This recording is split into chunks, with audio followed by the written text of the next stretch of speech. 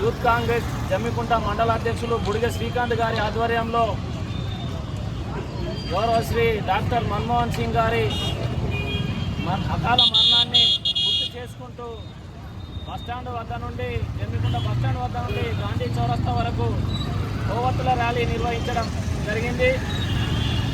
ఈ ర్యాలీ అదేవిధంగా మన్మోహన్ సింగ్ గారిని ఎందుకు గుర్తు చేసుకోవాలనంటే 1972 ఇందిరాగాంధీ గారు ప్రధానమంత్రిగా ఉన్న సమయంలో భారతదేశ ఆర్థిక వ్యవస్థ చిన్నభిన్నమవుతున్న సందర్భంలో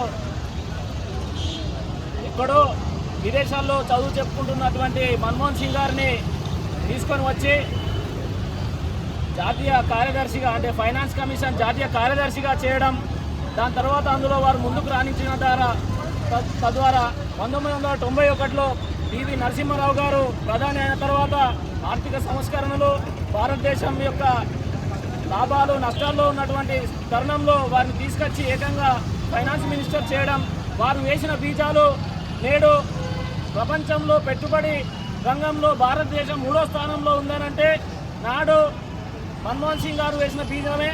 అదేవిధంగా అలా క్రమాన వారికి రాహుల్ గాంధీ గారికి సోనియా గాంధీ గారికి ప్రధాని అయ్యే అవకాశం వచ్చినా కూడా సోనియా గాంధీ గారు మన్మోహన్ సింగ్ గారిని వారి టాలెంట్ను గుర్తించి ప్రధాని చేయడం జరిగింది. ఒక దశాబ్ద కాలంలో వారు చేసిన ఘనతలు ఏంటంటే మీ ముందు కొన్ని ఉంచుతాను. వాళ్ళు అనేక ఘనతలు చేశారు.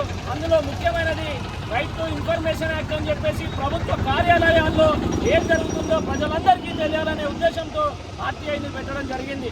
అదేవిధంగా రైట్ టు వర్క్ అంటే ఉపాధి కూలీలకు వాళ్ళు గ్రామీణ స్థాయిలో ఉన్నటువంటి వాళ్లకు ఎవరైతే ఉన్నారో వారికి ఉపాధి దొరకక ఇబ్బందుల పాలవుతున్నారనే సందర్భాన్ని గుర్తించి రైట్ టు వర్క్ అని చెప్పేసి ఒక చట్టం చేయడం జరిగింది. విద్యా హక్కు చట్టాన్ని రైట్ టు ఎడ్యుకేషన్ అని చెప్పేసి చేయడం జరిగింది. ఈరోజు 80 కోట్ల మందికి ఉచిత బియ్యం పంపిణీ చేస్తున్నామని చెప్పేసి అని అంటున్నారు.